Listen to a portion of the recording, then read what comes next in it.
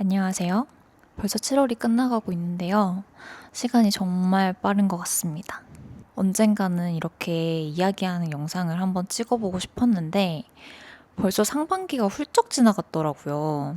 더 미뤘다가는 영영 못할 것 같아서 일단 카메라를 켰습니다. 첫 주제를 뭘로 하면 좋을까 고민을 거듭하다가 7월마저 다 끝나가기 전에 2026년 중간 점검을 같이 해보면 좋을 것 같더라고요. 사실 제가 6월 마지막 날 밤에 남편한테 조금 큰 말실수를 하나 했어요.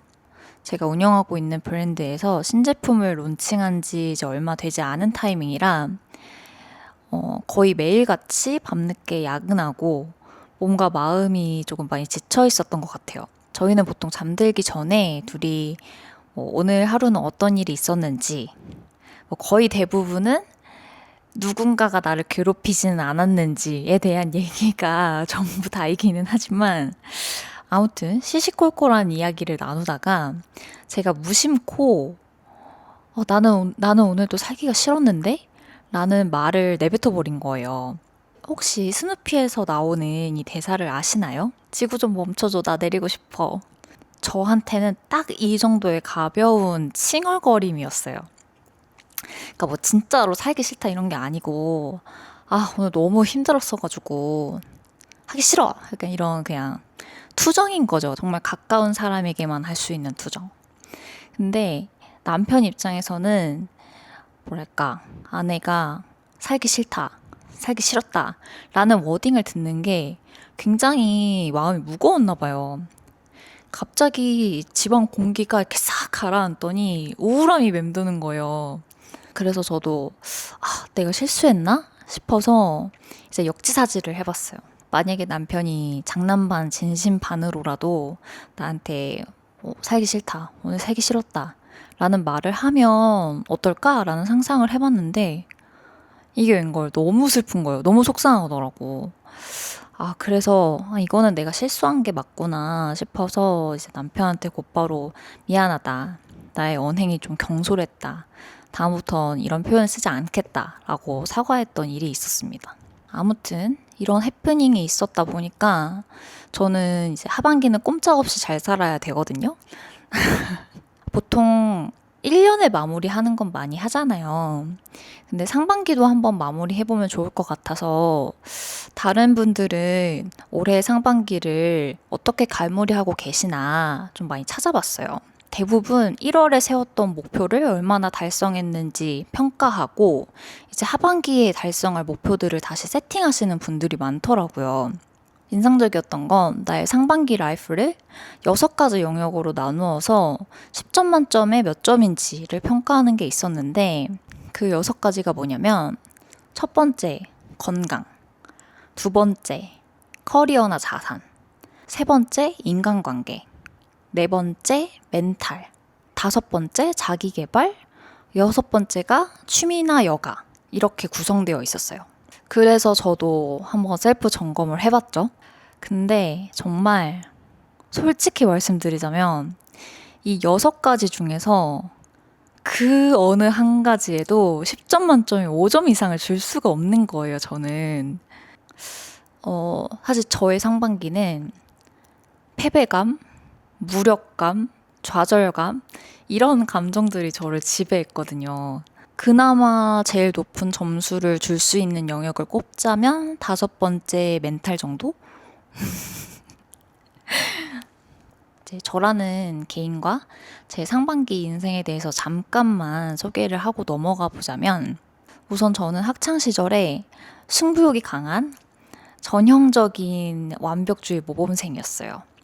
그래서 굉장히 고리타분하고 따분한 학창 시절을 보냈고 감사하게도 한국인이라면 이제 대부분 알고 계실 만한 대학교를 졸업했습니다. 대학교에서는 경제학을 전공했어요. 또 이번에는 명예욕이 넘쳐서 여성 기재부 장관이 돼보겠다고 2년 반 동안 행정고시 준비를 합니다. 그러다가 아닌 거예요. 저랑 안 맞는 거예요. 그래서 갑자기 벤처 캐피탈에 입사를 해서 6년 반 동안 스타트업 투자를 했습니다. 그러다가 또 갑자기 작년 5월에 퇴사를 하고 창업을 합니다. 아, 역시 큰 돈을 벌려면 사업을 해야 되는구나. KFT의 시대가 왔다 하면서 호기롭게 회사를 뛰쳐나왔어요. 그 후에 가든이라는 스킨케어 브랜드를 론칭하게 됩니다.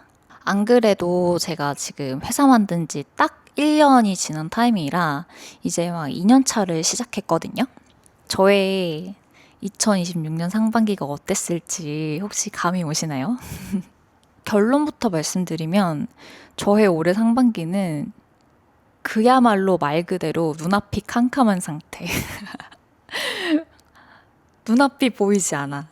한치 앞이 보이지 않는 그런 상태였어요. 근데 솔직히 안 힘든 사람이 어디 있어요. 다 힘들지. 그렇지 않나요? 저야말로 뭐 누가 등 떠밀어서 하는 것도 아니고 제가 하고 싶어서 이렇게 일을 벌렸는데 사실 저는 힘들어도 감사해야죠.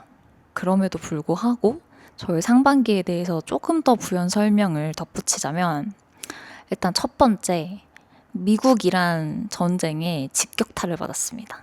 보통 화장품 내용물이랑 플라스틱 용기를 만드는 핵심 원료들이 수입에 의존하고 있어요.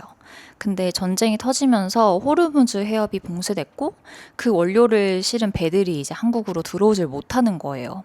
제조사들은 원료가 없으니까 생산량을 줄이는데 또 이제 큰 브랜드들은 이런 불확실성에 대비하기 위해서 용기 생산량만 상반기에 3배를 늘렸습니다. 그러다 보니까 저희 같은 이제 쪼꼬미 신생아 같은 브랜드들은 이제 등이 터지는 거죠. 낄 구석이 없는 거예요. 신규 고객사를 받아주지도 않는다고 하고 주문 발주를 넣어도 생산 리드 타임이 막 20주, 25주 이렇게 길어져요. 원래는 1분기에 출시되었어야 될 신제품이 6월 말이 돼서야 겨우 납품을 받았어요. 이것도 사실 굉장히 운 좋게도 빨리 받은 편이기는 한데 문제는 이미 출시되었던 기존의 제품들도 첫 발주량을 거의 다 소진한 상태에서 제가 리뉴얼을 하려고 재생산을 안 했어요. 사실 단종을 시킨 거죠. 그러다 보니까 팔 제품이 없어진 거예요. 빨리 새로운 제품을 만들어서 팔아야 되는데 할 게 없어진 거죠. 결국은 정말 말 그대로 할 수 있는 게 아무것도 없는 상태에서 상반기가 그냥 붕 떠버렸어요. 그래서 이 이슈의 여파로 이제 두 번째 같이 일하던 팀원들과 이별을 했습니다. 정확히 1년 만에 다시 처음 회사를 시작할 때 저런 혼자가 되었어요.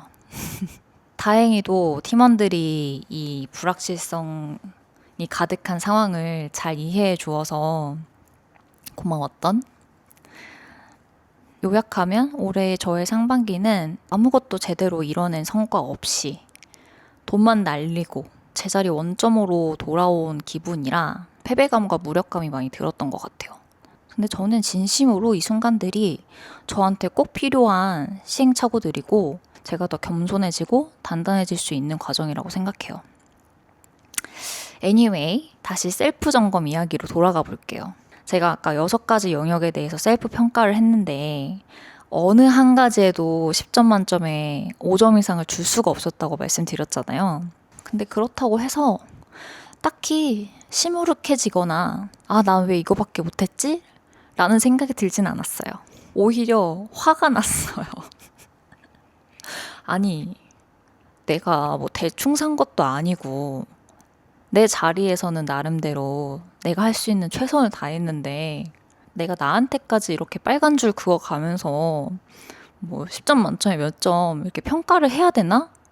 내가 나한테 꼭 그래야 돼? 내가 나한테까지 그래야 돼? 내가 왜?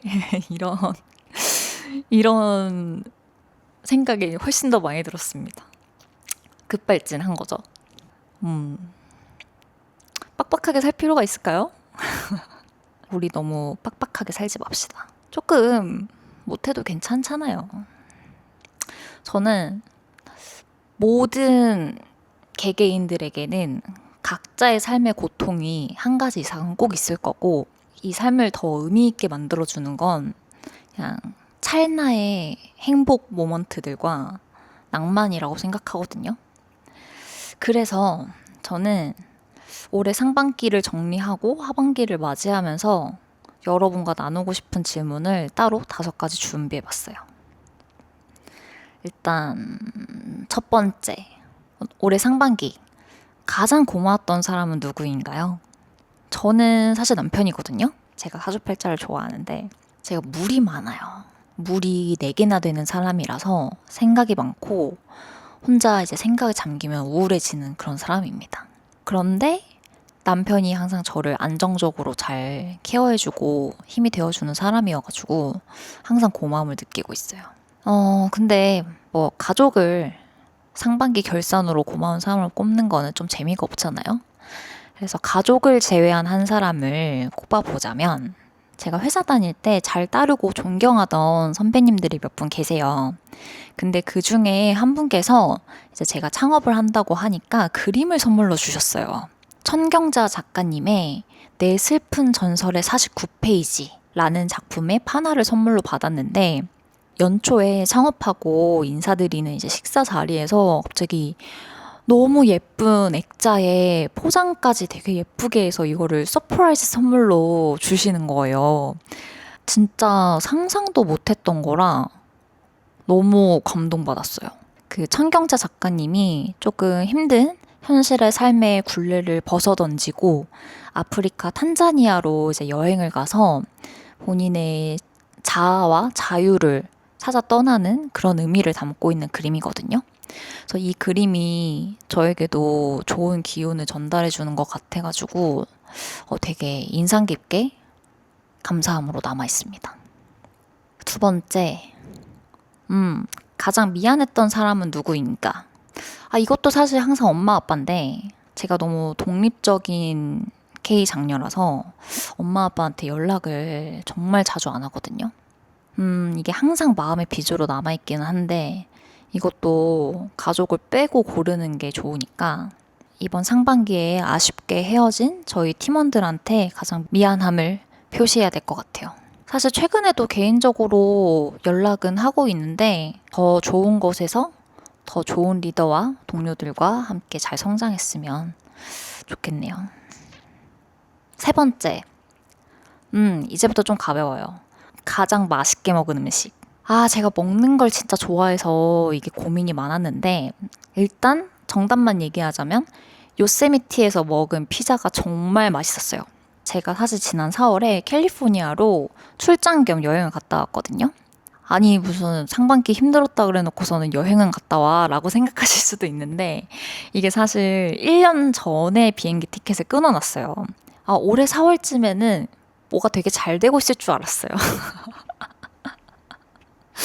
1년 뒤면 되게 막 사업도 잘 되고 미국 진출도 하고 막 클라이언트 미팅도 막 잡고 마케팅도 하고 막 이러고 있을 줄 알고 겸사겸사 미국 현지에 가서 시장 조사를 좀 하고 오자.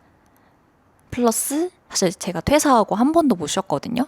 그래서 겸사겸사 여행도 며칠 붙여서 갔다 오자 였는데 아까 말씀드렸던 것처럼 암울한 상황에 여행을 가니까 마음도 편치 않고 시차가 안 맞으니까 새벽에는 일해야 되고 환율도 하늘을 뚫고 올라가고 뭘 먹어도 입맛이 없었어요. 마음이 너무너무 불편한 상태에서 이제 가니까 뭐 하던 일도 잘 안 되고 풍경이 눈에 들어오지도 않고 이제 뭐 미팅은 어떻게 잡아가지고 일을 하는데 자신 있게 또 미팅하기가 어려운 상황이잖아요. 이런 상황에서도 역대급으로 맛있었던 거는 진짜 맛있었다는 거거든요. 요세미티에 가면 커리빌리지라는 이제 캠핑장이 있는데 거기에 피자덱이라는 레스토랑이 있거든요. 거기서 하프돈 피자를 꼭 드세요. 정말 정말 정말 맛있었어요. 어쩌면 너무 환경이 이제 열악해가지고 더 맛있었을 수도 있는데 아무튼 이거는 기억에 남는다. 네 번째, 가장 많이 들은 음악. 이거는 확실해요. 저스틴 비버의 스웩 앨범 혹은 저스틴 비버의 코첼라 공연 녹화본 제일 많이 들었습니다. 미국 갔을 때 여건이 된다면 코첼라도 갔다 왔으면 참 좋았을 텐데 제가 이런 상황에서 코첼라 가는 게 말이 되나요? 그거는 양심에 어긋나는 짓이죠. 대신에 미팅을 열심히 했고, 사실 코첼라 너무너무 가보고 싶었거든요.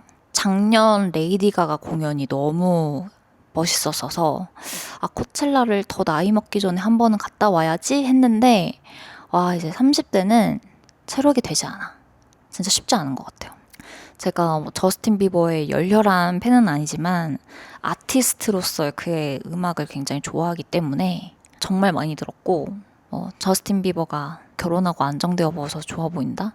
이런 오지랖을. 아무튼 저스틴 비버 스웩 앨범 진짜 좋습니다, 여러분. 마지막 5번째.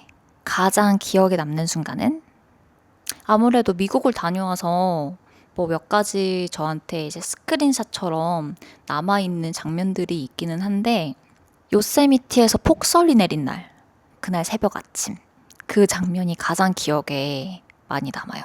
요세미티에 1박 2일을 갔는데 첫날은 비가 오고 두 번째 날은 폭설이 내렸어요. 그것도 4월 중순에. 상상이 되시나요?